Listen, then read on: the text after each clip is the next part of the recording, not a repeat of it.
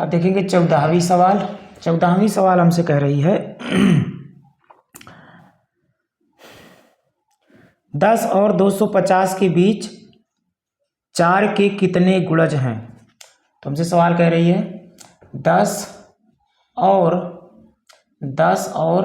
250, 10 और 250, 10 और 250 के बीच, 10 और 250 के बीच, 10 और 250 के बीच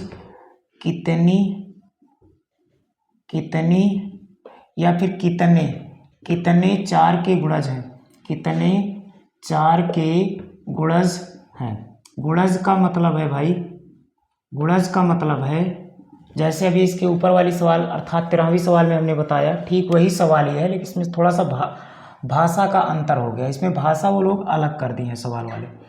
तो इसमें ये कह रहे हैं कि 10 और 250 के बीच 4 के कितने गुणज हैं। इसका ये मतलब है कि 10 और 250 के बीच कितनी ऐसी संख्याएं हैं जिसमें 4 का पूरा पूरा भाग चला जाता है, अर्थात 4 से विभाजित हैं। तो हम लोग देख लेते हैं। और 10 और 250 के बीच ही रहना है तो हम लोग एपी बनाएंगे। तो एपी कैसे बनाएंगे, तो चलो देखते हैं एपी।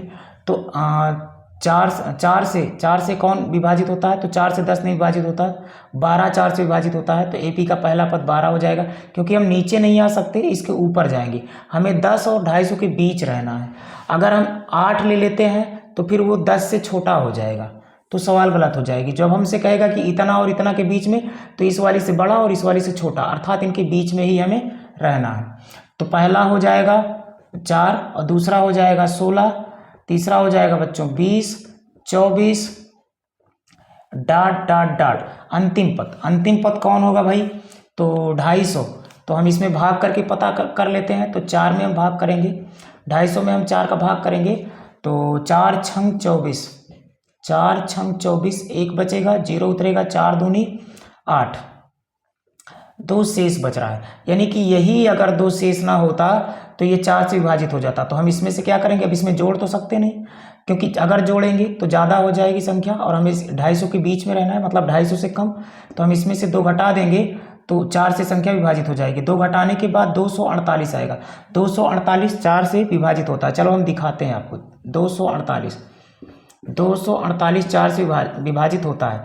तो ये हो जाएगा हमारा 4 छंग 24, कट जाएगा, 8 उतरेगा, 4 दूनी 8, देखो 0, मतलब ये 4 से विभाजित है। तो इसका जो अंतिम पद होगा, इस श्रेणी का जो अंतिम पद होगा वो होगा 248, यानी कि 248 4 से विभाजित है।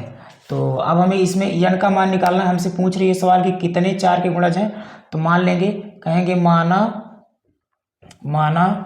4 के n गुणज हैं, माना 4 के n गुणज हैं। तो n गुणज हैं, हमें n का ही मान निकालना है। तो इस श्रेणी में प्रथम पद 12 है और d का मान हो जाएगा 16 - 12 अर्थात 4, और an का मान हो जाएगा 248।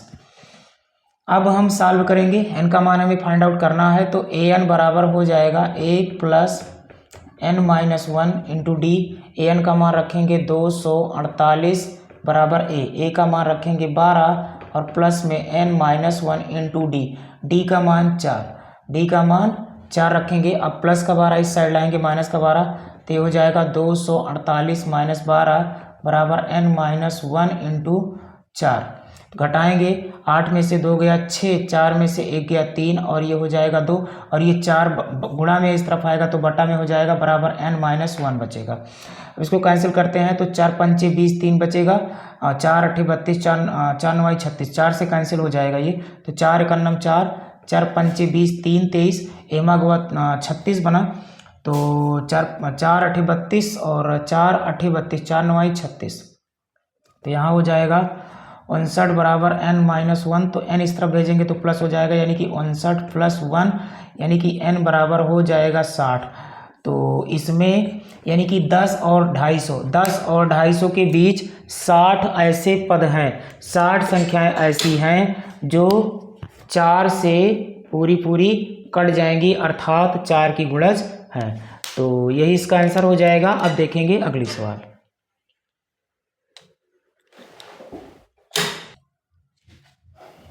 तो 15वीं सवाल देखेंगे। तो 15वीं सवाल कह रही है, 15वीं सवाल कह रही है n के किस मान के लिए दोनों समांतर श्रेणियों इतना और इतना के nवें पद बराबर होंगे। तो देखते हैं भाई, फिर दो श्रेणियाँ दी गई हैं, हमें n का मान पूछा हमसे, n के किस मान के लिए। तो पहली श्रेणी इसमें दी गई है 63, 65, 67, 63, 65, 67 डॉट डॉट, ये पहली श्रेणी दी गई है हमें, ये श्रेणी 1 दी गई है।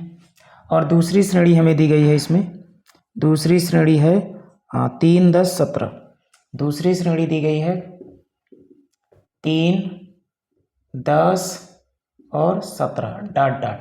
हमसे पूछा है कि इन दोनों श्रेणियों के किस n के मान के लिए nवां पद बराबर होगा, n के किस मान के लिए nवां पद इनका बराबर होगा। तो माना nवां पद बराबर होगा, तो हमसे चूंकि दिया है, हमसे कहा है दोनों श्रेणियों का nवां पद बराबर होगा, दोनों श्रेणियों का nवां पद, दोनों श्रेणियों का nवां पद बराबर है, बराबर या समान है, बराबर या समान है, ये हमें दिया है। तो इसका nवां पद बराबर हो जाएगा इसके nवें पद के। तो इसका nवां पद, तो हम लोग क्या करेंगे, हाँ, इसका nवां पद हो जाएगा a plus n-1 into D बराबर a plus n-1 into D. तो a का मान यहाँ से रखेंगे, तो ये हो जाएगा 63 plus n-1 into D. D का मान 65 में से 63 घटाएंगे, यहाँ 2 आएगा, बराबर a का मान इस वाली श्रेणी से यहाँ रखेंगे, तो 3 plus n-1 into D. D का मान 10 में से 3 गया, 7 आएगा यहाँ।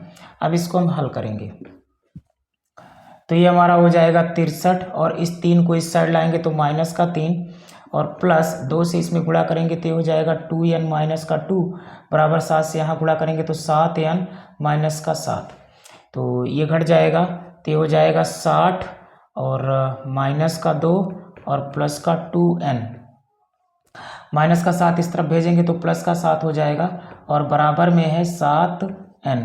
तो ये हमारा हो जाएगा, 7 में से 2 गया 5, और 5 यहाँ जुड़ जाएगा तो ये हो जाएगा 65, और 65 हो गया, उस तरफ 7n, 7n 2n इस तरफ लेके आएंगे तो माइनस का हो जाएगा, यानी 65 बराबर हो जाएगा 5n। तो n बराबर हो जाएगा 65/5, यानी कि 5 × 5 और 5 × 5, 5 × 15, यानी जो n का मान होगा वो होगा 13। तो हमसे इस सवाल में कहा था कि दोनों श्रेणियों का nवां पद बराबर है, n के किस मान के लिए दोनों श्रेणियों का nवां पद बराबर है। तो हम कहेंगे 13 के लिए, n बराबर 13 के लिए दोनों श्रेणियों का nवां पद बराबर है, अर्थात दोनों श्रेणियों के लिए जो 13वां पद होगा वो बराबर होगा, और यही हमारा हो जाएगा आंसर। और अब देखेंगे अगली सवाल, 16वीं सवाल। 16वीं सवाल क्या कह रही है, तो 16वां क्वेश्चन कह रहा है AP, वह AP ज्ञात कीजिए। तो हमें इसमें AP बनाना है, वह AP ज्ञात कीजिए जिसका तीसरा पद 16 है, तीसरा पद दिया है 16, तीसरा पद हमसे AP पूछ रहा है इसमें, तो AP बराबर क्वेश्चन मार्क, तीसरा पद दिया, तीसरा पद का मतलब है A3 दिया है 16, A3 दिया है 16, तो A3 का मतलब तीसरा पद, तीसरे पद को लिख सकते हैं A + 2D बराबर हो जाएगा 16, और इसको समीकरण 1 मान के छोड़ देंगे।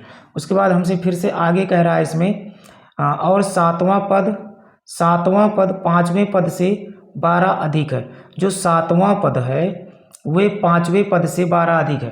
तो प्रश्नानुसार इसमें दिया है,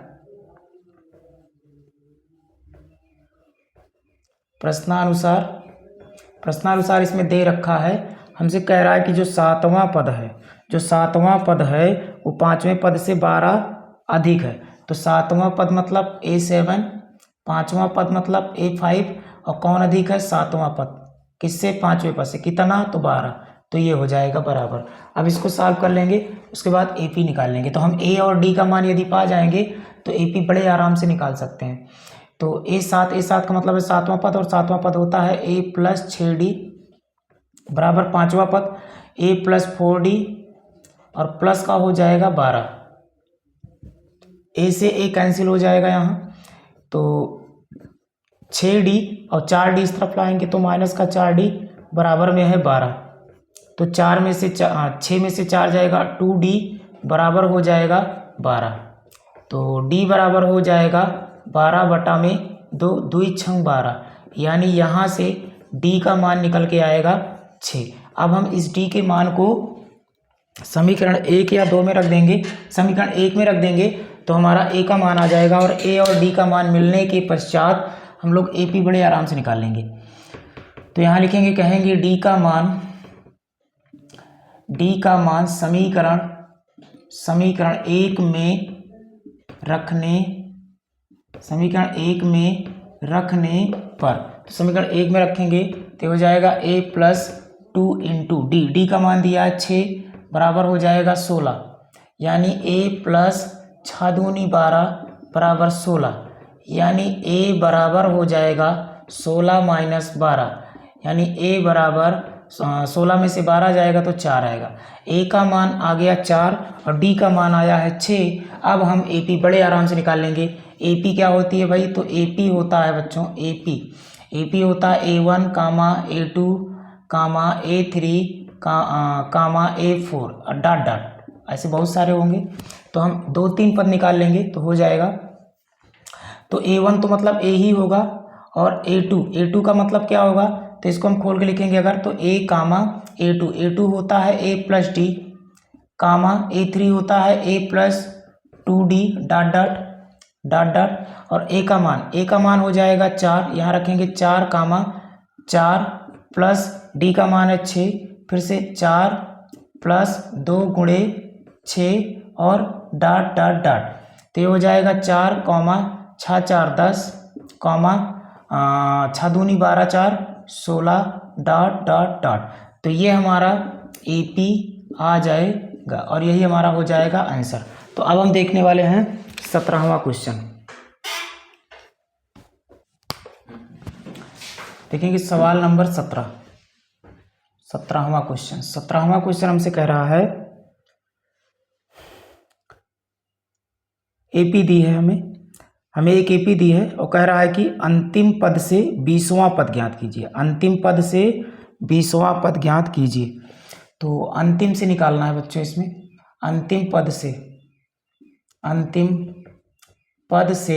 20वां पद 20वां पद का मतलब क्या होता है भाई, तो आप लोग जानते हैं। 20वां पद का मतलब होता है A20। तो हमें A20 निकालना है, वो भी कहाँ से निकालना है भाई, तो अंत से निकालना है। अंत से 20वां पद हमें निकालना है, और दी गई श्रेणी इसमें हमें सवाल में दी गई है। तो AP हमें इसमें दी है। AP का मान है 3 8 13, 3 कामा 8 कामा 13 डॉट डॉट डॉट, और इसमें अंतिम पद दे रखा है हमें 253। अंतिम पद दिया है 253, और हमें अंत से 20वां पद पूछ रहा है। तो अगर अंत से 20वां पद पूछ रहा है तो ये श्रेणी उलट देते हैं हम लोग। तो ये हमारा AP बराबर हो जाएगा AP, यहाँ पे हम लोग देख रहे हैं, या फिर बिना उल्टे भी हम लोग इसको लगा सकते हैं। अगर आपको इस तरह से सोचने में दिक्कत होगी तब आप उलट के लगाएंगे तो आसान हो जाएगी। तो ये अंत से हमें देखना है तो हम लोग इस तरफ से चलेंगे। वैसे तो हम इस तरफ से चलते थे बाएं से दाएं, लेकिन अगर हमें अंत से कहेगा तो हम दाएं से बाएं चलेंगे। तो प्रथम पद हमारा हो जाएगा, प्रथम पद यहाँ हो जाएगा 253, यही हमारा प्रथम पद हो जाएगा। और D का मान निकालेंगे, तो D का मान उल्टा निकालेंगे हम लोग। तो उल्टा करने के बाद ये क्या आएगा, 13 आएगा, 8 आएगा और ये आएगा। तो 13 अगर उल्टा करते हैं तो 13 8 3, 13 8 3, 13 8 3। तो 8 में से हम लोग क्या करेंगे, 13 माइनस करेंगे, 13 8 3। अगर इसको हम उलट के लिखते हैं, इसको उल्टा कर देते हैं, तो पहले 13 आ जाएगा, फिर 8 आएगा, फिर 3 आएगा। तो 8 माइनस 13 करेंगे तो डी का मान निकालने के लिए उल्टा किया जाता है, तो 8 5 13 यानी -5 आएगा डी का मान। अब हम a 20 निकाल लेंगे और a 20 का मतलब है n बराबर 20 है, 20वां पद हमें निकालना है अंत से। तो सूत्र लगाओ a बराबर a n बराबर a ब्रैकेट में n-1 इंटू डी मान रखेंगे। तो an का मतलब है 20, तो a 20 बराबर हो जाएगा a दिया है इसमें, a दिया है भाई 253 और प्लस n का मान है 20 -1 और d का मान है -5, तो ये हो जाएगा 253 और प्लस माइनस माइनस, और इसमें हम लोग 19 बचेगा, 19 पंचे 19 का पहाड़ा 5 में होगा, तो 19 पंचे 95, तो 19 पंचे 95 होता है। तो इसमें से इसको घटा देंगे तो 13 में से 5 गए, 8 5 13 और 14 में से 9 जाएगा, तो 9 5 14 और यहाँ पे बचेगा 1। तो जो a 20 होगा अंत से जो 20वां पद होगा वो हो जाएगा 158, और यही इस सवाल का आंसर हो जाएगा। अब हम देखेंगे 18वां क्वेश्चन।